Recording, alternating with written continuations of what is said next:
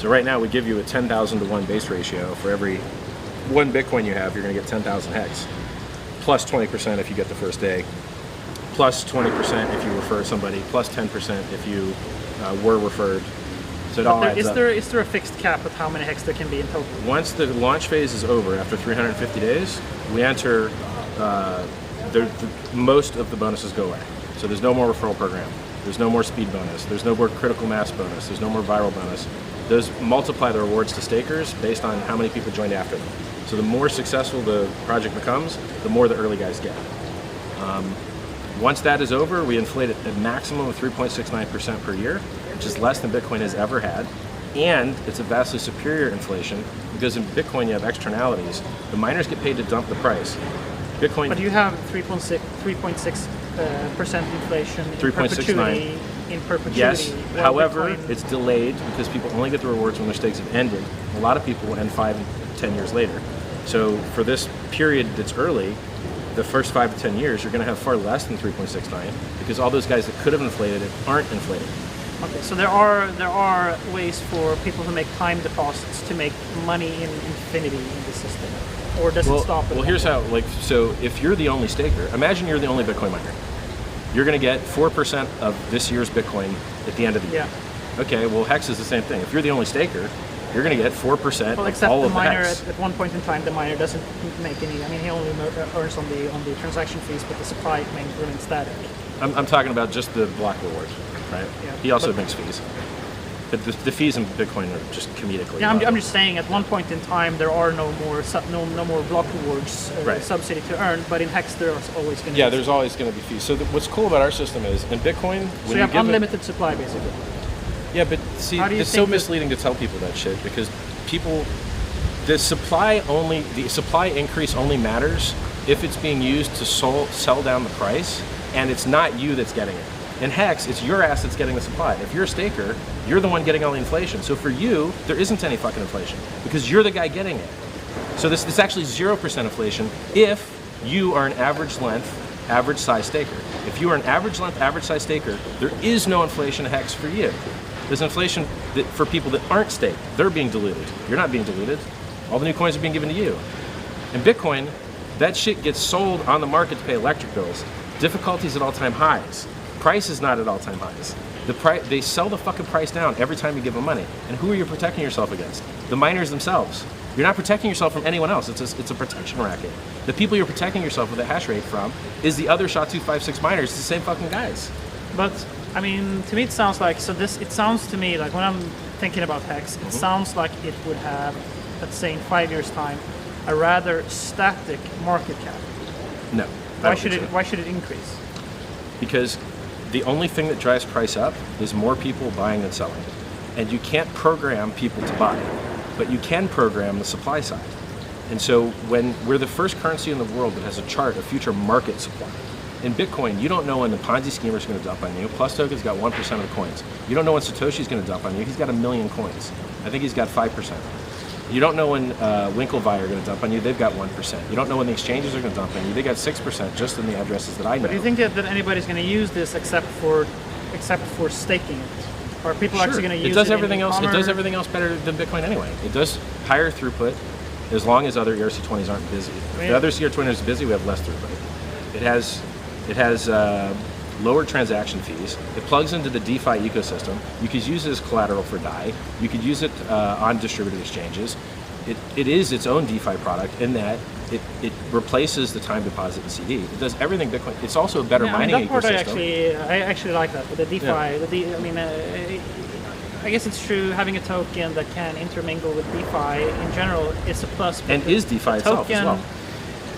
So the difference between like Ethereum and like the Ether token and Hex token would be that you would have this sort of built-in Ponzi scheme in the token itself. Without the dump. Without the dump. The problem with Ponzi schemes are Ponzi schemes fail because they make promises they can't keep. They make you returns that they can't keep. Hex cannot fail as a Ponzi scheme because it never promises you something it can't pay. It promises you returns in Hex, and it pays them in Hex because it invented Hex. It can fucking mint you its rewards that you. Here's the funny thing also, you mint your own rewards. So in this airdrop, we're not giving you coins, you're giving yourself coins. It's just like Bitcoin. In Bitcoin, when you mine a Bitcoin block, you print your own coins and reward yourself. No one gives those coins to you. And ours is the same way. You print your own hex and mint your own hex. It just requires a different rule set. Instead of meeting a target for a hash, you're meeting for a target for a hash to do the transaction, and you're verifying that you had staked for X amount of time. Or you can also transform Ethereum into Hex. Just like, remember EOS? Raised 4.2 billion? We got the same thing. You can transform Ethereum directly into Hex.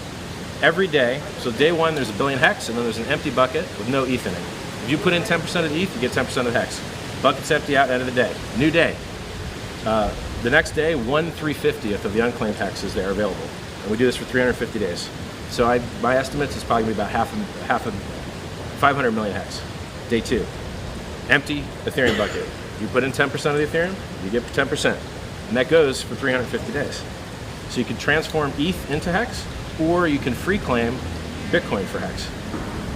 Or you could refer people. But there could still be a dump in one point in time. Sure. I mean, the Hex system only works as long as people want to engage in this Ponzi scheme. And at one point in time, it can be like, I made a bunch of money in Just Hex. remember, the word Ponzi does not apply to this because it can't fail due to promises made. So you could call it a bubble, you could call it a speculative bubble, or you could try and call it a pyramid, but there's no levels. It's only one level of referral. So it can't be a pyramid, and it can't be a Ponzi. You could call it a speculative bubble. And then the question is, why would this bubble when everyone knows what the future market supply is? Because we're the only cryptocurrency in the world that has one.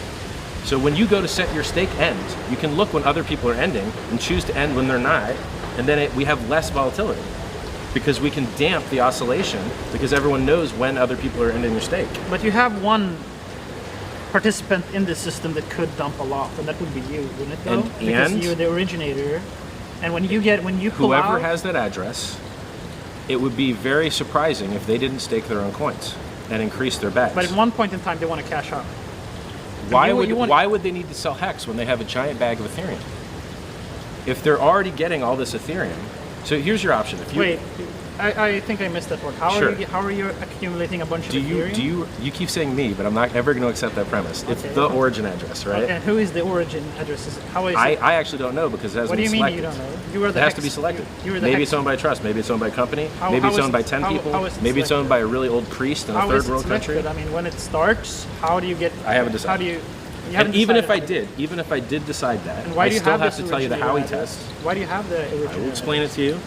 The Howey test states that a security is when people give money to a pool with the expectation of profit solely from the work of others. So it's very important that I explain to you that you will derive no benefit from sending that Ethereum to that address. It will not get burnt and drive up the price of Ethereum. It will not be given to you. It will not be turned into ads. I have to tell you all those things, right? I have to tell you all those things so you do not expect profit from doing that, because then it might be a security. Okay. And then I also have to amplify and show you that you, in fact, are mining your own coins. And you are the only one that can do it. You're the only one that has that private key that can make that Merkle proof that claim those coins. Now, when I say Merkle proof, it takes 1 minute. Go to... Wait, I'm not following here exactly. Sure. So there's an originator address, and you send Ethereum to this address? Yeah, there's two paths to create Hex. You can free claim it with a Bitcoin signature, right? You mint your own, or you can send Ethereum to the adoption amplifier, right? All the adoption amplifier gets is a copy of the unclaimed coins. So the stakers get the unclaimed coins multiplied by adoption rewards at the end of the claim phase, day 353. And a copy of those unclaimed coins is given to the adoption amplifier so that the whole world that doesn't already have Bitcoin can onboard it. So if you're an affiliate and you want to bring people into the ecosystem, if they didn't have Bitcoin at the snapshot, you're fucked. You can't make any money on it. Okay. But if you can bring on people that have access to Ethereum, you can onboard the whole planet that has access to Ethereum into the adoption amplifier, make your 20%, they get their 10% bonus, everyone's happy as hell, and we have no middlemen, right? We don't have an order book, we don't have an exit scam, we don't have a death wick, any of that bullshit, right? We don't have any of that exchange bullshit that happens when people try and onboard to a new currency, right? Like anytime a new exchange lists a currency, there's some huge stupid wick because people don't understand the order books have to fill up, and they just press market buy, and it fucks the chart forever. You're confusing me a little bit now. Sure. So here's what I understand so far. Yeah. There is an originator address. Yes. Is that an Ethereum address? Yes. And from the beginning, when the system launches, it gets copy of bonuses.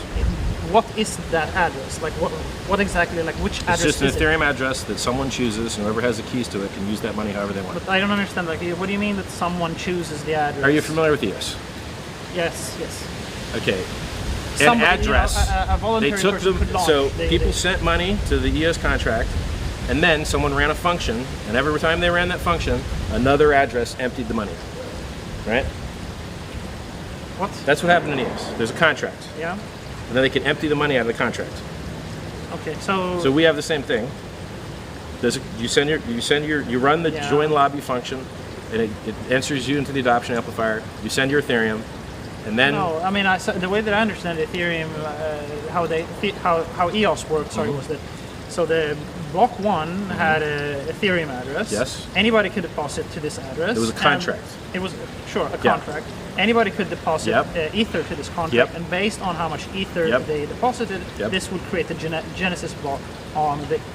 Anybody could create a Genesis block based on the status of that contract. Right? It didn't work that way. It didn't pay out money back. No, it didn't work that way. So the way that worked was, you sent your Ethereum to the EOS contract, which is our equivalent of joining the lobby, right? And then at the end of the day, it divided up by percent, same way ours does, right? And what it gave you was an ERC20 token called EOS. Right. Then eventually they took their ERC20 EOS token and said, hey, we're going to have our mainnet launch. If you want to turn